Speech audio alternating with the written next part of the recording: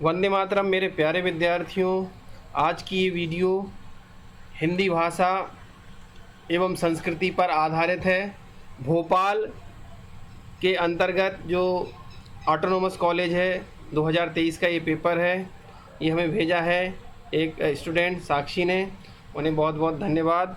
आप भी इसी तरह आपकी एग्ज़ाम का जो पेपर है वो मुझे सेंड कर सकते हैं। डिस्क्रिप्शन में मेरा नंबर दिया हुआ है, आप उस पर व्हाट्सअप कर सकते हैं। अगर आप स्कैन करके ना भेज पाएँ तो उसे उजाले में, दिन के उजाले में फ़ोटो खींचकर मुझे सेंड कर सकते हैं, ताकि मैं उसे समय अनुसार हल कर सकूं।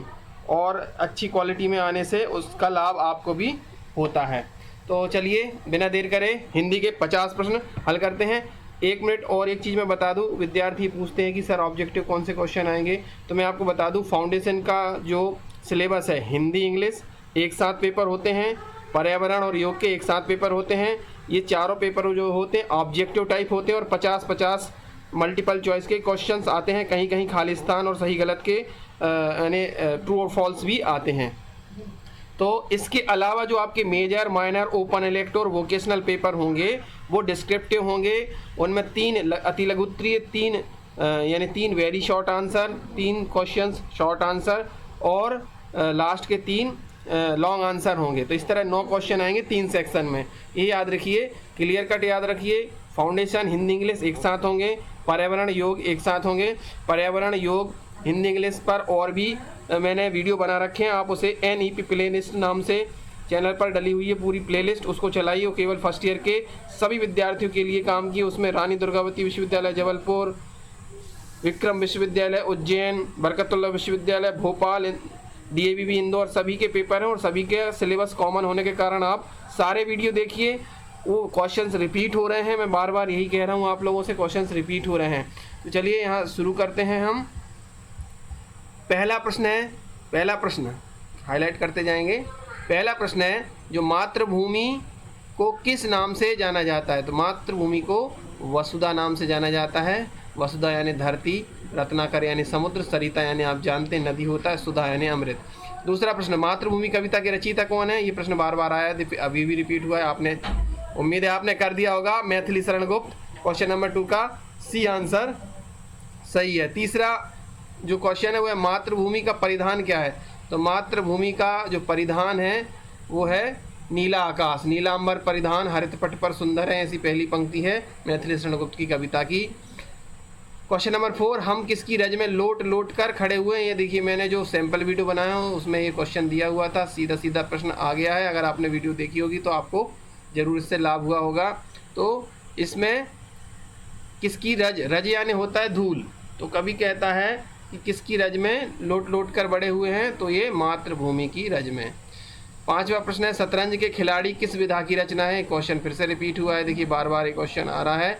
शतरंज के खिलाड़ी जो है कहानी विधा की रचना है। पहले जो क्वेश्चन नंबर 5 का पहला आंसर सही है A। 6वां प्रश्न, प्रेमचंद का जन्म स्थान क्या है? क्वेश्चन रिपीट हो गया है, ये क्वेश्चन ये है C आंसर लम्ही। लम्ही कहाँ पर है? लम्ही उत्तर प्रदेश के बनारस जिले में है। जिला भी कभी कभी पूछ लेते हैं, याद रखिएगा। लास्ट 7वें नंबर का क्वेश्चन है, शतरंज के खिलाड़ी कहानी के मुख्य पात्र क्या हैं? ये प्रश्न भी देखिए रिपीट हुआ है। तो मुख्य पात्र कौन कौन है? मिर्जा और मीर। ठीक है, मिर्जा और मीर। मैंने शतरंज के खिलाड़ी नाम से एक इसी चैप्टर पर वीडियो बनाया है, उसमें मैंने अच्छी तरह से पूरी कहानी समझाई है। चाहे तो आप वो वीडियो देख सकते हैं, मैंने डिस्क्रिप्शन में वो प्लेलिस्ट की लिंक दे रखी है, आप उस पर जाके प्लेलिस्ट के सारे वीडियो देखिएगा। बार बार ये वीडियो भी बार बार देखिए जिनका पेपर नहीं हुआ है। बार बार आप देखने से क्या होगा, आपको क्वेश्चंस जो आंसर है वो याद हो जाएंगे और बीच बीच में जो समझाता हूँ वो भी आपको याद रहेगा। ठीक है, तो मीर रोशन अली और मिर्जा सज्जाद अली 2 इसके नायक हैं, कहानी के मुख्य पात्र हैं। वाजिद अली शाह लखनऊ के नवाब हैं, ऐसा भी क्वेश्चन आ जाता है। 8वां प्रश्न, जीप पर सवार इल्लियाँ किस विधा की रचना है? फिर से क्वेश्चन आ गया, ये व्यंग्य विधा की रचना है। अगला प्रश्न है 9वां, इल्लियों को किसकी पुत्री कहा गया है? इल्लियों को इला, इला यानी पृथ्वी की पुत्री कहा है। इला का अर्थ भी पूछा गया है पहले, और सीधा सीधा एक प्रश्न कई बार आया है, तो ये प्रश्न भी आप महत्वपूर्ण है, इसको याद रखिएगा। इल्लियों को इला की पुत्री कहा है, या कभी कभी ऐसा पूछ लें कि इला की पुत्री किसको कहा गया है, तो याद रखिएगा। और अन्न की अधिष्ठात्री देवी भी इलाको कहा, ऐसा प्रश्न भी आता है। अगला प्रश्न, शरद जोशी का जन्म कहाँ हुआ? तो शरद जोशी जी का जन्म उज्जैन में हुआ है, मध्य प्रदेश के उज्जैन में हुआ है, याद रखिएगा। अगला प्रश्न, आदि कवि किसे कहा जाता है? तो आदि कवि वाल्मीकि जी को कहा गया है। क्वेश्चन नंबर 11 का बी विकल्प सही है। अगला प्रश्न, रामचरितमानस के रचयिता कौन है? ये मैंने पिछली बार ही बताया, तो बहुत आसान सा प्रश्न है। तुलसीदास जी ने रामचरितमानस लिखी है। किस भाषा में लिखी? ऐसा प्रश्न आ जाए तो याद रखना अवधी भाषा में लिखी हुई है। श्री राम की माता का नाम क्या था? तो श्री राम की माता का नाम कौशल्या था। ठीक है। अगला प्रश्न है 14वां प्रश्न, श्री राम वनवास कितनी अवधि के लिए गए थे? तो श्री राम वनवास 14 वर्ष की अवधि के लिए गए थे। 15वां प्रश्न, आचार्य रामचंद्र शुक्ल का कौन सा पाठ आपके पाठ्यक्रम में है? इस पर भी देखिए मैंने वीडियो बना रखा है उत्साह नाम से, वो आप देख लीजिएगा। उस रामचंद्र शुक्ल जी के से भी 3-4 क्वेश्चन अवश्य आते हैं, तो वो आपके आंसर हो जाएंगे। मैंने लगभग सभी चैप्टर पर बना रखा है वीडियो, केवल अभी आदि शंकराचार्य पे वीडियो नहीं बनाया है, तो वो आप देख लीजिएगा, बाकी की वीडियो देखिएगा। आप लोग वो वीडियो देखते नहीं चैप्टर वाइज, इसलिए मैं ज़्यादा बनाता नहीं हूँ। आप लोग केवल ये ऑब्जेक्टिव टाइप क्वेश्चंस की डिमांड करते हैं, हालांकि ये भी है। आप बार बार देखिए इन वीडियोस को, बार बार देखने से आपको क्वेश्चंस याद भी हो जाएंगे और समझ में भी आ जाएगा। अगला 16वां प्रश्न, चिंतामणि किसकी निबंध संग्रह लिखा है? ये होना चाहिए किसका निबंध संग्रह है? तो ये आचार्य रामचंद्र शुक्ल जी का निबंध संग्रह है, चिंतामणि भाग 1, चिंतामणि भाग 2। 17वां प्रश्न, इनमें से कौन सा उत्साह का प्रकार नहीं है? तो इनमें से उत्साह का प्रकार नहीं है आपका धनवीरता। युद्ध वीरता की बात की गई है, दानवीरता की और बुद्धिवीरता की बात की गई। अगला प्रश्न है 18वां, रामधारी सिंह दिनकर किस प्रकार के कवि थे? तो रामधारी सिंह दिनकर वीर रस के कवि माने जाते हैं। इनका नाम अनल के कवि भी इनको कहा जाता है। अनल यानी होता है अग्नि। वैसे ऐसा नहीं है कि उन्होंने केवल वीर रस की कविताएं लिखी, उनका जो प्रसिद्ध जो महाकाव्य है उर्वशी नाम से, वो श्रृंगार परक रचना है, याद रखिएगा। पर चूंकि वो ज़्यादातर वीर रस के रूप में ही प्रसिद्ध कवि हैं, तो रामधारी सिंह दिनकर का वाले जो क्वेश्चन है वो 18 का बी विकल्प सही है। 19वां प्रश्न, दिनकर को ज्ञानपीठ पुरस्कार किस रचना के लिए मिला? तो ये क्वेश्चन देखिए फिर रिपीट हुआ है, उर्वशी के लिए मिला है। कब मिला है ये कमेंट बॉक्स में उत्तर दीजिएगा। भारत के मानचित्र में भारत के कितने प्राकृतिक भाग हैं? तो भारत के कितने प्राकृतिक भागों में बांटा गया है? तो यहाँ पर देखिए जो आपका एक पार्ट है जिसका नाम है भारत एक है, ठीक है। भारत एक है जो पार्ट है, उसके अनुसार उस पर भी मैंने एक वीडियो बना रखा है। भारत एक है, रामधारी सिंह दिनकर का है, और हमें जो आंसर देना है वो भूगोल के हिसाब से नहीं देना है। आपको आंसर किसके हिसाब से देना है? आपको आंसर देना है इसके जो आपके चैप्टर में दिया है, आधार पाठ्यक्रम का जो दूसरी यूनिट है उसमें दिया गया है भारत एक है। भारत एक है किसका पाठ है? रामधारी सिंह दिनकर का। तो ये आप याद रखिएगा। इसको चैप्टर के अनुसार कितने भागों में बांटा है, हम इस पर थे। तो अगर हम चैप्टर को देखें तो दिनकर जी कहते हैं कि इसको प्राकृतिक भागों में भारत को 4 भागों में बांटा है, ठीक है। और अगला प्रश्न है आदि शंकराचार्य के गुरु का क्या नाम था? तो आदि शंकराचार्य के गुरु का नाम मैंने कई बार बताया है, ठीक है। तो आदि शंकराचार्य के गुरु जो थे गोविंद भगवता पाद आचार्य थे। अगला प्रश्न है 22, आदि शंकराचार्य का देहावसान किस उम्र में हुआ? तो ये प्रश्न भी लास्ट ईयर आया था, अभी इस साल तो पहली बार ही देखने में आया है। 32 वर्ष की आयु में, 32 ईयर्स के थे जब उनका देहावसान हो गया, याद रखिएगा। क्वेश्चन नंबर 22 का बी।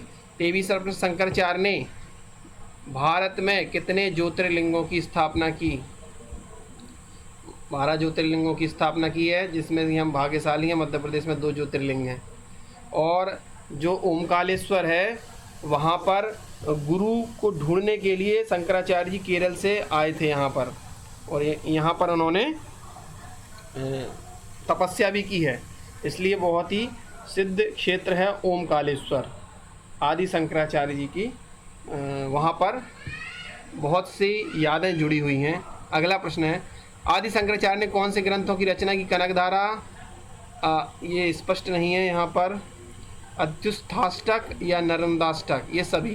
तो इसका आंसर है इन्होंने सभी की रचना की है। नर्मदा, ये ओमकालेश्वर में ही नर्मदाष्टक की रचना की थी उन्होंने। अतिथि का पर्यायवाची क्या है? पाहुन भी होता है, मेहमान भी होता है और अभ्यागत भी होता है। तो ये डी विकल्प सही है। अतिथि 25 का डी विकल्प सही है सभी। 26वां प्रश्न, पर्यायवाची शब्द का क्या अभिप्राय है? तो पर्यायवाची शब्द का अभिप्राय है कि वो समानार्थी होता है, उसका अर्थ एक जैसा होता है। 26 का ये विकल्प सही है। अगला प्रश्न है 27वां प्रश्न, ईश्वर का पर्यायवाची क्या है? तो ईश्वर का पर्यायवाची प्रभु है। सूर्य का पर्यायवाची नहीं है। दिनकर तो है, प्रभाकर, दिवाकर, अंबर। अंबर नहीं है। अंबर किसका पर्यायवाची है? आकाश। 29वां प्रश्न, विलोम शब्द क्या होते हैं? किसी शब्द का विपरीत अर्थ देने वाले विलोम कहलाते हैं, अपोजिट वर्ड। 30वां प्रश्न, क्रोध का विलोम क्या है? क्रोध का विलोम है करुणा, बी ऑप्शन सही है। 31, अनेक शब्दों के लिए एक शब्द का अर्थ क्या है? अनेक शब्दों के लिए एक शब्द होता है, किसी शब्द का समानार्थी शब्द, अनेक शब्दों के लिए एक शब्द। तो ये होगा, अनेक शब्दों के लिए एक शब्द का अर्थ यही होना चाहिए। अगला प्रश्न है 32, जो परिचित ना हो उसे क्या कहते हैं? उसे अपरिचित कहते हैं, जो परिचित ना हो। 32 का भी, जिसके शरीर पर मांस ना हो, अस्थि पंजर ही हो, तो ऐसे वो क्या कहते हैं? उसको कहते हैं कंकाल, ढांचा। संधि के कितने भेद हैं? सामान्य सा प्रश्न पूछा है। स्वर्ग संधि, स्वर संधि, विसर्ग संधि और व्यंजन संधि। स्वर, व्यंजन और विसर्ग 3 प्रकार की संधि है। स्वर संधि के 5 भेद होते हैं। इसमें संधि पूछा तो तीसरा विकल्प सही है। महाधन उत्सव की संधि क्या होगी? महाधन उत्सव में महोत्सव संधि है। संधि पर मैंने एक पूरा वीडियो बना रखा है, आप चाहें तो देख सकते हैं। उसमें सभी प्रकार स्वर संधि को विस्तार पूर्वक समझाया गया है। और ये महोत्सव में कौन सी स्वर संधि है, आप मुझे कमेंट बॉक्स में उत्तर देंगे इसका। गणेश का संधि विच्छेद क्या होगा? गण धन ईश, याद रखिएगा, गण धन ईश सी, गण धन ईश। ईश में बड़ी ई की मात्रा आएगी हमेशा, ईश में बड़ी ई की मात्रा होती है। 37, धर्म शब्द का अर्थ है धारण करना। वो पिक्सल थोड़े से आपको ख़राब आ रहे होंगे, मैं फिर आपसे रिक्वेस्ट करूँगा कि आप यूट्यूब पर जो वीडियो है वो हाई क्वालिटी में देखें, क्योंकि ये इस जो PDF है इसके थोड़े पिक्सल फट रहे हैं, तो ये अस्पष्ट है थोड़ा। अगर आप हाई क्वालिटी में देखेंगे तो इससे क्या होगा, हाई क्वालिटी में देखने से आप इसको अच्छी तरह से देख पाएंगे और आ पाएगा ये। अगला प्रश्न देखते हैं, भारतीय संस्कृति के अनुसार पुरुषार्थ कितने हैं?